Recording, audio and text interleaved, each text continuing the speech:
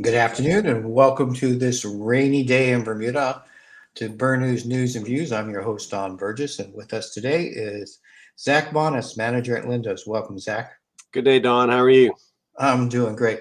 I'm very excited to hear about the potential lowering of costs for food items in Bermuda, as most Bermudians are, um, having seen the wild rise in prices over the last couple of years. And just as a background for our viewers, at the end of September, government announced that they were lowering the cost of food and other items. I said food, but it's other items as well on 21 things that they're hoping to try to make the cost of living more accessible to Bermudians and residents.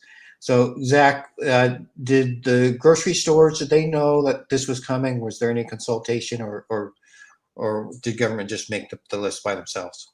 No, they consulted. They have been working really hard at trying to find ways to reduce the cost of living in Bermuda.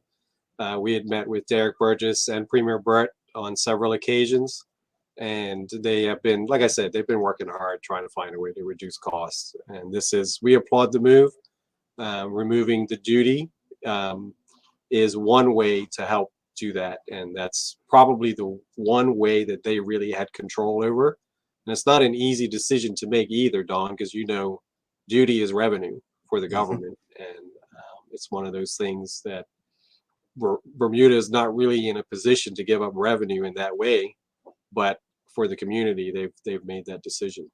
Yeah. So, how long did this process take, and what sort of, when you talk about consultation, was there a bigger list of items out there, was it a real collaborative process where the grocery stores said, we think like these items might be of more help than maybe some of the ones that you did, and you guys came together and produced the list that you did? I think the cost of living commission is who put the list together, and I think they had been meeting for a couple of years, really, on and off, trying to come up with a list of essential goods. And then it really started to pick up steam in the last 6 or 7 months when inflation decided to rear its ugly head. And that's when they started reaching out to us in earnest. And they presented a list of 31 items. So it's actually 31 items that are on the essentials list. And there are 21 items that carried a duty that they relieved. The other 10 items already had a zero duty relief on them, or they had a zero duty rate. So there was no need to relieve them because they couldn't relieve them any more than zero. So that's why they're not mentioned. But it's actually 31 items. And, they came up with the list and we're working with it. We're going to do the best we can with the list that we've got. So, when did that actually take effect? These items coming to you guys to the grocery stores are at So, 0%? so a couple of things have to happen for the duty relief to kick in, and that would be it has to be signed into law. So I would imagine the Senate meets tomorrow, right? So I would imagine that duty relief will be signed into law, and that will then have to go to customs, who will have to make the adjustments, and then they'll have to send it out to us to make adjustments on our end, and we'll go from there for the duty relief to really for us to see that.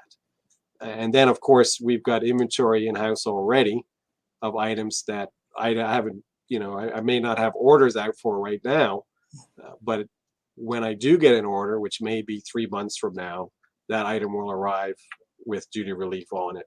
And of course, any change in those direct costs associated with any item, of which duty is one of those direct costs, is going to equate in a lower price Right. or a lower retail on the shelf. So what we've done, sort of at Lindo, is what we've decided is that we're going to take 31 items out of those sort of categories of goods, that 31 category list, basically, because you've got tomato sauces, you've got oil, you've got tuna, you've got a number of different things that are not specific. We will find something in that category and try to get the best deal we can from our vendor, and then take another further discount and get that on the shelf. And we hope to have that listed as soon as possible and in operation as soon as possible. But realistically, we're probably looking at November 1st to present that list to the public. So you'll see the items will be identified in the shop as an essential item. They'll show a regular price, they'll show the special price, and they'll show the percentage discount off that item. I think that's really a great thing because, like, a lot of times people will say, "Oh, they lowered the price in something," but it seems like there was no change at the grocery store. So Yeah, having that visual reminder will be great. exactly. And then, so if one of those items happens to be something that I already have in stock, and we order it, and duty relief comes, then of course that regular price is going to drop, and so that sale price will drop. So hopefully we'll continue to see some drop. Now, this is all contingent on what happens to the products coming out of the US. So if the base cost or the base price coming out of the US continues to rise, unfortunately, you will see that rise in the shop also, but you will pay less than what you would have if duty was still applied. Right. That's one thing we don't have any control over what the US is going to charge us, and we don't really have any control over the shipping charges. So those are the other two base costs that are going to contribute to what the retail is going to be on the shelf. So What things internationally right now are hampering food prices and causing them to rise? well, you've got, in my opinion, you've got sort of green economic policies that have reduced the investment in oil, that have led to sort of a rise or a short supply of energy. And anytime energy supply goes short, of course, the price goes up, and it costs more to manufacture, costs more to ship, it costs more to do all of the things that are associated with getting that product on the shelf. That's exasperated by the war in Ukraine and the control that Russia has on energy over there. And it's sort of like the perfect storm for inflation.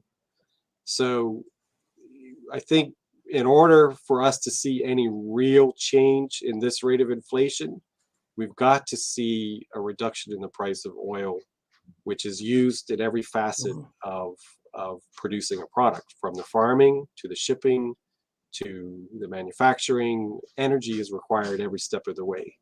And if energy is more expensive, then the product is going to be more expensive. Earlier, you mentioned sometimes you have supplies of up to 3 months because I think a lot of people think, oh, they put this into play when the next container ship rolls in, we're going to see an automatic reduction. But in reality, how long is that time frame going to be? Depending, because I know like perishables are probably come into effect a lot quicker than something that's a canned good. Sure. So again, to actually see the real duty relief, it just depends on how many of those items I have in stock at the moment. So it could be 3 months, it could be as soon as tomorrow. But again, our plan is to get those items, essential list items, on sale or something representing that essential list as soon as possible. So as soon as November 1st, you will see that essentials list, whether or not it has been impacted by duty relief. So I'm already reaching out to my suppliers, and I'm looking through what I have in my warehouse, and I'm saying, okay, this is an item that I can reduce. I'm going to reduce it, and I'm going to put it as an essential list item, and I'm going to advertise it as that item. So we're not kind of waiting for the duty relief to take full effect, because you're right, Don, it's up to a year depending on what the item is, right? So there's ketchup and there's other things that I've got a full warehouse of that is going to have duty relief, but I'm not going to see that duty relief until I run out of stock and get a new shipment. And by that time, who knows, the base cost might have gone up enough to where you might not even notice the duty relief comes off. But that's, like I said, we're going to do what we can right now, without worrying about what's in stock, what's not in stock, what had the duty relief, what didn't have the duty relief. We're just going to get 31 items and make sure that they're available to the consumer at a reduced rate, and we're just help the consumer in that way. So, looking at some of the non-food items, so what, like something like laundry detergent or diapers for babies, um, how much duty currently do we have to pay at the moment? So laundry detergent is 12.5%. So that'll be a nice pick. I believe the diapers, they may be 25%, as would be the sanitary pads would be 25. And that will be, that'd be a considerable savings by the time you take that duty off. 25% is large. Bread is 12.5%. Things like bananas and green beans, fresh green beans or canned green beans, it doesn't matter. Frozen green beans, that would be 5%.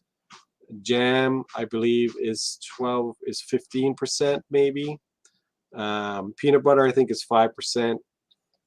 Ketchup is 15%, and tomato sauces are 15%. Soap is 12.5%. So these things, every little bit helps, right? So any percentage off of any of these things is going to be a bonus.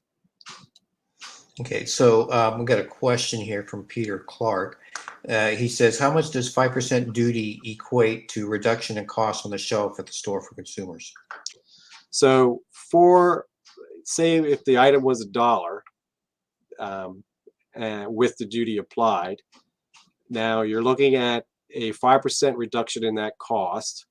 So 95 cents. Once I apply my markup, you're probably looking at 2 or 3 cents off the retail price.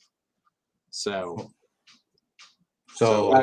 something maybe that's $10, then they're looking 20 to 30 cents savings. Correct. And then anything higher, if it's 25% duty, off the sanitary pads and diapers and things like that, it should be even better. So you should be looking at $1 or so. So it just depends. But again, I am not. We're looking at that duty relief, and it's going to help us. But I'm still taking those 31 items, and I'm gonna go to my vendor and try to secure the best possible price that I can. I want a deal from them. I want to negotiate a deal from them, and then reduce it further on my end, so that item is considerable savings for the consumer. So that kind of discount you're looking at. And if you shop on Tuesday, Wednesday, or Thursday for 5%, you could be looking up around 18% off, right? So, right. Or even more on the 25% items. Correct. Obviously, yes. So correct. Yeah. Okay. Now, Zach, is there something that you wanted to say that maybe I haven't asked you? I think you did a pretty good job, Don. You kind of asked me everything you needed to, so I think that would be it. Look, as far as Lindo's is concerned, we're always trying to find ways to make it easier for our consumers. You know that when you come into a Lindo store, we're trying to put the best value that we can on the shelf for the best possible price, and we're going to stick to that and continue doing what we're doing. Okay, well, thank you, Zach, for being with us. Zach Moniz, manager at Lindo's, just giving a little explanation on the duty relief on the items that government announced back in September. We appreciate having you here today. Thanks, Don. Thanks for having me. And on behalf of Burn News, I've been your host, Don Burgess. Have a beautiful afternoon.